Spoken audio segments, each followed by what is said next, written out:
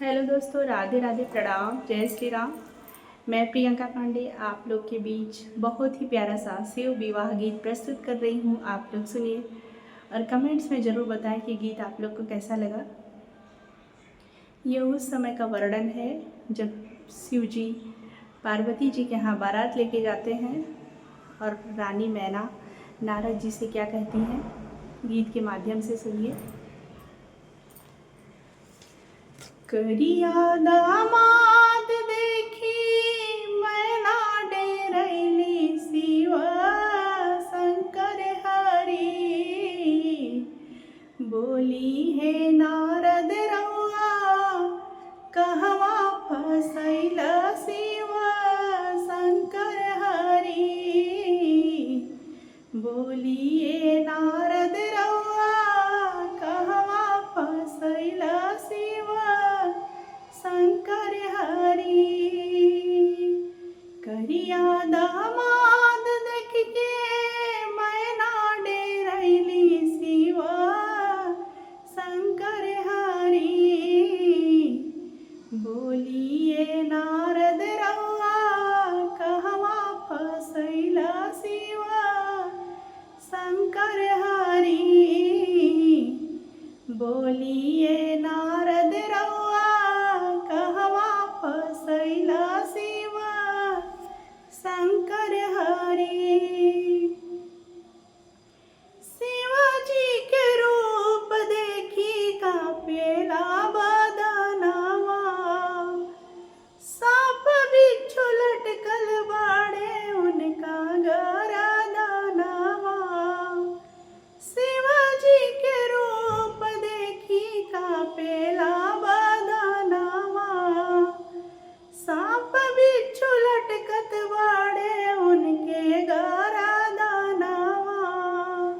देखी के रूप मैया करली रोदनवा शिव शंकर हरि। बोलिए नारद रउआ कहवा फसैली शिव शंकर हरि। बोलिए नारद रउआ कहवा फसैली शिव शंकर हरि। करिया दामाद देख के मैना डेरैली शिव शंकर हरि। बोलिए नारद रउआ कहवा फसैली शिव शंकर हरि। बोलिए नारद रउआ कहवा फसैली शिव शंकर हरि।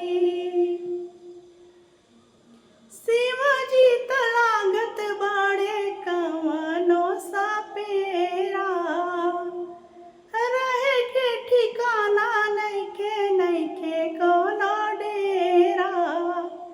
शिवजी तलागत बाड़े कवनो सपेरा, रहे के ठिकाना नइखे कोनो डेरा। कहना जन्म के दादा लागी गईले फेरा शिव शंकर हरि। बोलिए नारद रउआ कहवा फसैली शिव शंकर हरि।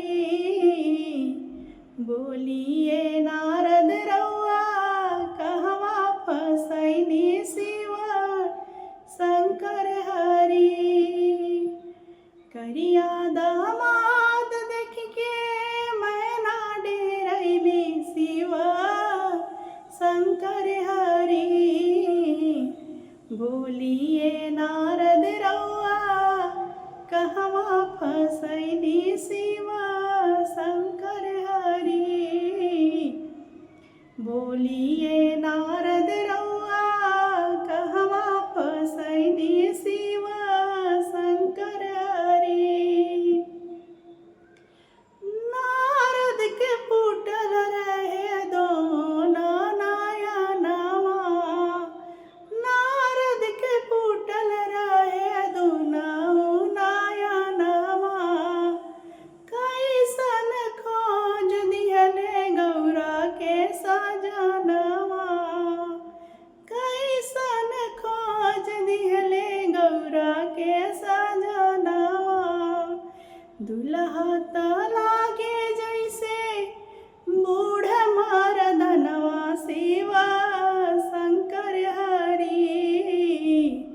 बोलिए नारद रउआ कहवा फसैनी शिव शंकर हरि। बोलिए नारद रउआ कहवा फसैनी शिव शंकर हरि। करिया दामाद देख के मैना डेरैली शिव शंकर हरि। बोलिए नारद रउआ कहवा फसैनी शिव शंकर हरि। बोलिए नारद रउआ कहवा फसैनी